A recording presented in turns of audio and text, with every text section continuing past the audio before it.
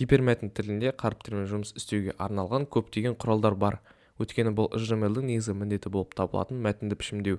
HTML-да тек бір форматтау ережесін орнататын бірнеше жұптық тегтер бар. Оларға мыналар жатады. Бізде P қарапайым мәтін болып жазылса,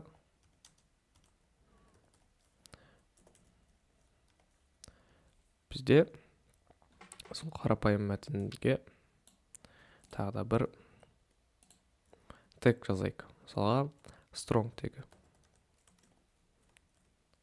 Strong тегі не істейді? Strong тегі сол мәтінді қалың қылады. Мысалға көрсететін болсақ, мына қарапайым мәтін, мына жерде n болу керек, негізі қате жазғам. Қарапайым мәтін және strong тегімен бұл қарапайым мәтін қалың болып тұр. Яғни шрифті өзгерді. Мына жерде біз қатемізді жөндеп жіберейік. Бізде тағы қандай тег бар? Бізде тағы big тегі бар. Big тегі бұл жалпы. Мысалға алатын болсақ, қазір жерге сол қарапайым мәтінді ала берсек, қайтеді екен, болатын шығар деп ойлаймын. Енді бұл сайтта қалай түседі? Көріп тұрғандарыңыздай, бұл жерде кәдімгі параграфтың шрифтісі және бұл жалпы сол big шрифтісі. Жалпыға қарағанда шамалы үлкенірек деген мағынада.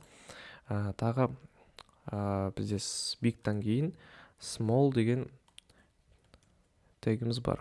Small деген ағылшынша бізде кішкентай болғандықтан, бұл шрифт өзі кішкентай болмақшы.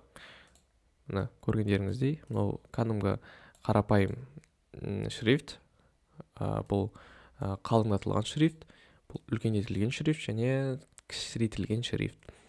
Тағы қандай бар? Бізде em тегі курсивке жауап береді. Және де дәл осы функцияны атқаратын тағы да i тегі бар. I тегі де бұл бізде курсив болып саналады. Көріп тұрғандарыңыздай, екі курсив, екеуі де бірдей. Тағы да бізде тағы да int деген не бар? Тег бар.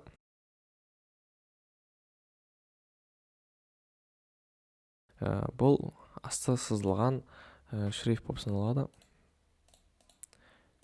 Көргендеріңізде. Тағы да бізде del деген тег бар. Del деген тег бізде жауап береді. Сол текстің қақ ортасы бетіп сызылған, яғни өшірілген деген сияқты мағынада. Мына көріп тұрғандарыңыздай, бұл бізде сонда тек бір форматтау ережесін орнататын бірнеше жұптық тегтер. Және тағы да бұдан тыс бізде фонт тегі бар. Оның атрибутының мәтіндерін пайдаланып, қаріптердің бірнеше сипаттамаларын орнатуға болады. Мысалға алатын болсақ, color мәтін түсін өзгертеді, size шартты біріктірілетін қаріп өлшемін орнатады. Сол сайызда 1-ден 7-ге дейін атрибуттың оң мәні сақталады. Face бар. Face бұл фонт тегінің ішінде қолданылатын мәтінді қаріптерінің тобын орнату үшін қолданылады.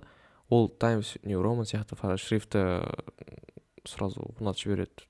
Яғни Arial, Calibri деген секілді. Мысалы келтіріп жазып көрейік. Біз тағы да бір мысалға алатын болсақ, бізде P дейміз. Font size. Font size бізде 7-ге тең болсын. Color бізде қызылға тең болсын. Және face Arial деген шрифті таңдайық. Бұны жабамыз. Font size. И бұл жердің ішіне біз текст жазуымыз керек. Бұл жерге біз қарапайым мәтінді жазып жібереміз. Және көрейік. Көргендеріңізде қарапайым мәтін болып тұр. Бұл жерде біз color'ды қызыл таңдағандықтан қызыл болып тұр. Размері 7 болып тұр. Және шрифтіміз Arial болып тұр. мысалға біз мына жерде white десек, фонмен бірге не істеп екеуі де ақ қой, енді жоғалып кетеді сол кезде көргендеріңізде, бірақ бүйтсеңіз шығып тұрады. Мысалға brown дейік. Brown деген бізде қоңыр. Ал сайзды біз екіге өзгертсек, сонда бізде кәдімгі қарапайым мәтіннен де кіші болып қалды. Мүмкін 5-ке қойып көрейік. Міне. Түсінгендеріңізде біз фонт тегіне size, color, face атрибуттарын енгізіп, біз өзіміздің мәтінімізді осылай өзгерте алдық.